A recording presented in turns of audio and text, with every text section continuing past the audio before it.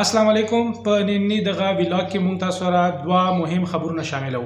لومبی خبر د افغان مهاجرینو په حواله سره دی چې د هغوی دپاره یو داسې ګروپ و چې جعلي شناختی کارډونه، پولیس کلیرنس سرټیفیکیټ او نور سرټیفیکیټ یې جوړول هغه په پېښور کې اف آی اے نیولی دی. او دویم خبر دا دی چې 13 ورځ په ټانک جنډوله سیمه کې ترخګرو ته نقصان اړول شوی دی او ترخګر په نښه کړی شوي دي. راځو د لومبي خبر طرف ته. په پېښور کې اف آی اے یو کاروایي کړې ده او کاروایي دوران یې یو داسې ګروپ نیولی دی کومو به چې افغان مهاجرینو دپاره جعلي آی ډي کارډز جوړول، د هغې سره چې کوم نادره سرټیفیکیټس دي هغه به یې جوړول او ورسره پولیس کلیرنس سرټیفیکیټس، برت او ډیث سرټیفیکیټس دا به یې جوړول. کله چې اف آی اے په دوی باندې چاپه ووهله نو د دوی نه یې هغه سټامونه ورسره هغه کاغذونه او هغه دستاویزات ورسره هغه مشینګري برآمد کړه او ترلاسه یې کړه په کومو باندې به چې دوی دغه جعلي پاسپورټونه د پاکستان ورسره چې کوم نادره آی ډي کارډ دي د پاکستان همدغه شان نور چې کوم پولیس کلیرنس سرټیفیکیټس دي دا به یې جوړول هغه یې ته ترلاسه کړي دي او 4 کسان نیول شوي هم دي. اف آی اے په خپل راپورټ کې ویلي دي چې دغه کم گرفتار شوی ګروپ دی دوی د سټیشنري یو دکان کولو کړی و چې په ظاهره باندې به خلکو ته دغه ښودل کېدل چې مونږه دلته د سټیشنري یا د کتابونو د کاپیانو د دغو څیزونو کار کوو، خو په منځ کې به هغوی دغه جعلي کاغذونه او جعلي دستاویزات تیارول. کوم به چې افغان مهاجرین دي، افغان کډوال دي، دلته پاتې کېږي او چا سره څه قانوني کاغذونه نه وو هغه به ورتلل او په پیسو باندې به یې ځان دپاره پاکستاني قومي شناختی کارډ جعلي اخیسته، ورسره چې د هغوی کم نور کاغذونه لګېدل لکه پولیس کلیرنس سرټیفیکیټ شو یا ورسره ډیث سرټیفیکیټ شو، برت سرټیفیکیټ شو، همدغه شان د نادره چې کوم سرټیفیکیټس دي هغه به یې ځان دپاره په پیسو باندې دغه ګروپ نه اخیستل. اف آی اے دا هم زیاده کړې ده چې په دغه ګروپ کې د سرکاري تنان هم شامل دي خو مزید تفتیش روان دی، مزید پلټنې به کوي چې کوم کسان نیول شوي دي د هغوی نه نور معلومات هم ترلاسه کړي او نور معلومات چې هغوی ته راشي نو هغه به بیا وخت په وخت باندې دوی شریکوي. اف آی اے دغه کاروایي په پېښور کې کړې ده او دغه ګروپ او دغه چې کوم نوسربازان دي دغه یې نیولي دي چې افغان مهاجرین لوټ کول او په هغو باندې به یې جعلي کاغذونه، جعلي شناختی کارډونه او جعلي پاسپورټس وغیره خرڅول. دغه کاروایي اف آی اے کړې ده او وایي چې په دې کې به نور چې کوم د نادره سره تعلق لرونکي خلک دي یا په مختلفو محکمو کې سرکاري خلک دي وی هغه د هغوی سره ملوث کیدی شي او د هغوی پلټنې روانې دي او په دې کې چې کوم خلک ملوث وي هغوی ته به د قانون مطابق سزاګانې ورکولی شي. لومبی خبر دغه دی. دویم خبر دا دی چې 13 ورځ سیکورټي فورسز په ټانک جنډوله سیمه کې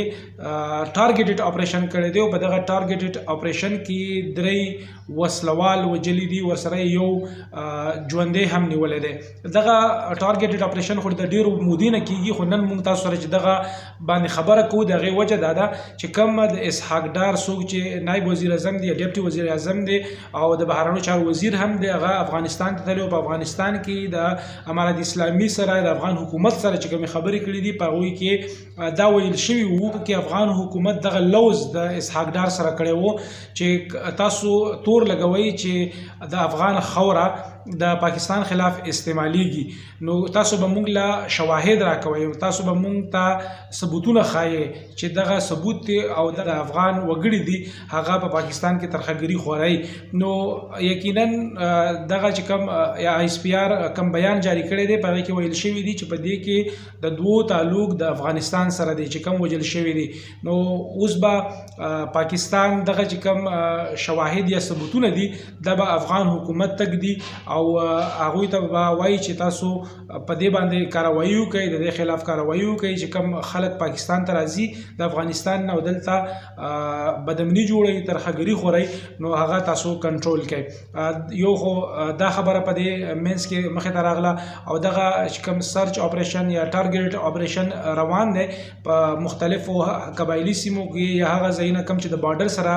نږدې دي نو یقینا په هغې کې د عوامو تعاون هم د حکومت سره شامل دی. که تاسو وګورئ 13 ورځ په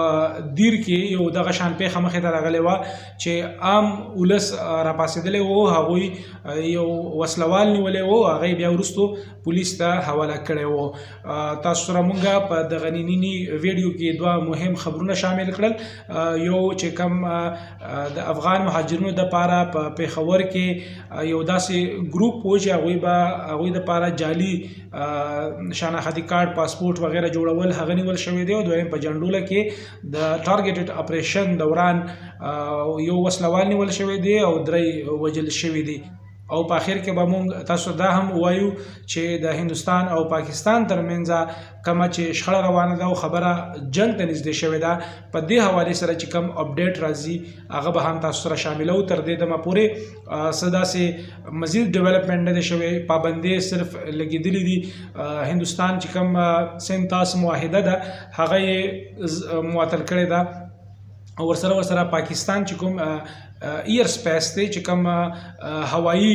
ځای دی د پاکستان، هغه په هندوستان باندې بند کړی چې تاسو د خپل جهازونه په دې باندې نه تیروئ. او د هغې په وجه باندې چې کوم د 3 غنټو